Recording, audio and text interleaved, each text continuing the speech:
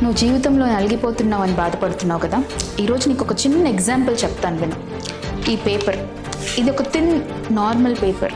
దీన్ని ఒక ప్యాటర్న్లో కనుక మనం ఫోల్డ్ చేయగలిగితే, ఇలా కొంచెం ఫోల్డ్ చేశాను, కొంచెం హైట్ పెరుగుతుంది. అలానే సేమ్ 42 టైమ్స్ కనుక ఒక ప్యాటర్న్లో ఈ పేపర్ని ఫోల్డ్ చేయగలిగితే ఎంత హైట్ రీచ్ అవుతుందంటే భూమి నుంచి చంద్రుడి వరకు. సో సేమ్ థింగ్ మన లైఫ్లో కూడా నువ్వు ఎంత నలిగిపోతుంటే అది ఒక స్టెప్ సక్సెస్కి రీచ్ అవుతున్నావు అనుకోవాలి. ఎంత నలిగిపోతే అంత హైట్, అంత ఎత్తుకు ఎదుగుతావు నువ్వు. అదే సేమ్ ఇదే పేపర్ని కనుక మనం ఇలా నలిపేసామనుకో దేనికి పనికి రాకుండా పోతావు.